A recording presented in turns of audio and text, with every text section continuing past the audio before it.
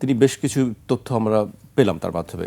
আমি আজ পর্যন্ত আমার ব্যক্তিগত অভিজ্ঞতার কথা বলি, আমি আজ পর্যন্ত কোনো দোকান বা কোনো প্রতিষ্ঠান থেকে আমাকে ভ্যাটের কোনো রসিদ আমি পাইনি। আমি জানি না কতজন মানুষকে এই রসিদটা দেওয়া হয় বা আদৌ কাউকে দেওয়া হয় কিনা, এটি কেন? ওই যেটা আপনি প্রথমে বলেছিলেন যে জনসচেতনতার অভাব, যে আমরা নিজেরও সচেতন না। আমি যেটা সাপ্লিমেন্ট করতে চেয়েছিলাম, যখনই আমি ভিএটিটা দিচ্ছি, রাষ্ট্রকে কিছু দিচ্ছি, আমি রাষ্ট্রকে ওন করছি।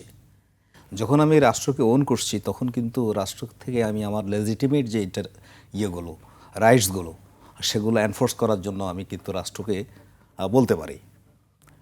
যেখানে একটু আগে বলছিল, যেখানে মিডল ইস্টার্ন কান্ট্রিগুলোতে কোনো ট্যাক্স সিস্টেম ছিল না, কারণটা তাদের এত বেশি ন্যাচারাল রিসোর্সেস। সেখানে কিন্তু দেখেন জনগণ কিন্তু সেখানে সাবজেক্ট, প্রজা, তারা কিন্তু সিটিজেন না।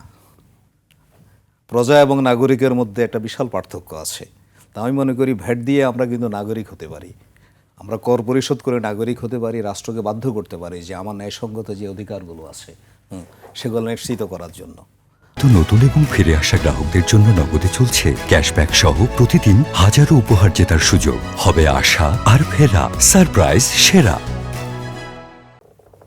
কোনো ফ্রিল্যান্স নাই, যেখানে আপনি যখনই দিবেন তখনই আপনার একটা রাইট জন্ম নেয়, একটা অধিকার জন্ম নেয় যে আমাকে সুশাসন দিতে হবে, সামাজিক যে সোশ্যাল জাস্টিস, যেটা চমৎকার একটি কথা বলেছেন আপনি। এই কথাগুলো কিন্তু আমরা রোজই শুনতে হয়। আমি ভ্যাট দিচ্ছি, আমি ট্যাক্স দিচ্ছি, আমি রাষ্ট্র যা যা বলছে আমি সব কিছুই করছি, কিন্তু রাষ্ট্র আমাকে তো তার বিনিময়ে কোনো কিছু দিচ্ছে না। যেটা আমি বলছিলাম যে এটি দিয়ে আমার আসলে লাভ কি হচ্ছে?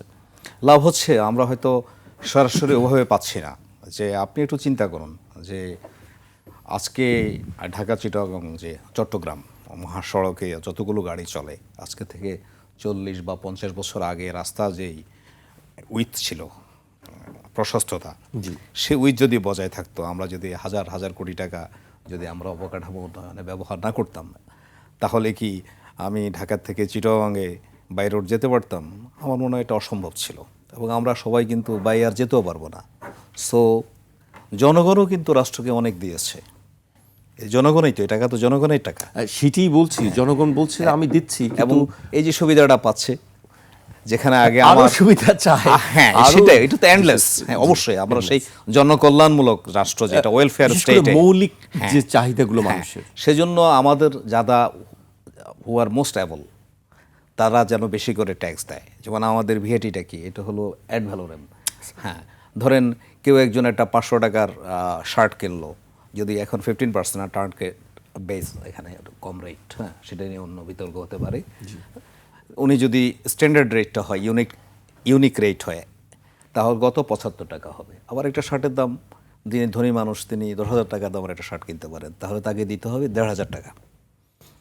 তাহলে সবার মধ্যে যদি যে আমার সামর্থ্য অনুযায়ী আমি যতটুকু ভোগ করব, সে অনুযায়ী আমি আমার সামাজিক যে দায়বদ্ধতা, সেই জায়গা থেকে আমি সে পরিমাণ শুল্ক করাদি পরিশোধ করব, বা এই ক্ষেত্রে আমি ভ্যাট পরিশোধ করব, তাহলে কিন্তু আপনি দেখেন রাষ্ট্র কোষাগার কিন্তু অনেক স্ফীত হবে। এবং আমাদের ন্যাশনাল এক্সচেকারটা আমি যেটাকে বলি সেটা এনরিচড হবে, এবং সরকার সেটা আমরা যেটাকে বলি রিডিস্ট্রিবিউশন অফ ইকোনমিক ফ্রুট, যে আর্থিক যে ফলেটা সেটার পুনর্বন্টন আমাদের এখনও আছে, যা সোশ্যাল সেফটি নেট এবং আরও অন্যান্য যে অ্যানুয়াল ডেভেলপমেন্ট প্রজেক্ট, এগুলো নিয়ে হয়তো সুশাসন নিয়ে বিতর্ক থাকতে পারে। এগুলো আমরা মনে হয় নিয়ে কথা বলা আমাদের ঠিক না।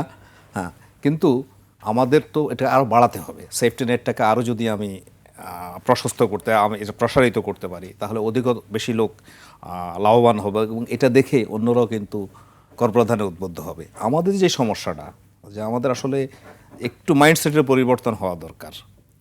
যে এখানে ওই জন এফ কেনেডির কথাটা সবাই বলে, তিনি বলেছিলেন যে আমাদের মাইন্ডসেট মানে কি ব্যক্তি পর্যায়ে মাইন্ডসেটের কথা বলছেন নাকি রাষ্ট্রের মাইন্ডসেট? না, আমি মানুষ ব্যক্তি সামাজিক মাইন্ডসেটেরও একটা ব্যাপার আছে, কারণ ওয়ান টু মেনি অ্যাপ্রোচ, তাই তো আমার আপনার সকলের সম্মিলিত চিন্তাটাই কিন্তু রাষ্ট্রীয় চিন্তা হিসাবে প্রতিফলিত হয়।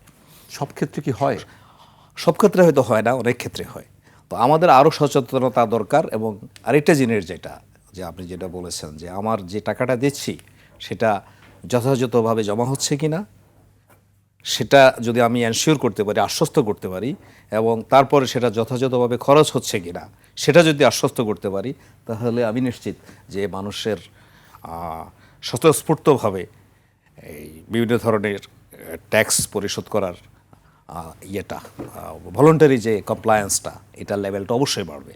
এবং সেখানেও এই সুশাসনের বিষয়টা আমি মনে করি খুবই রেলেভেন্ট।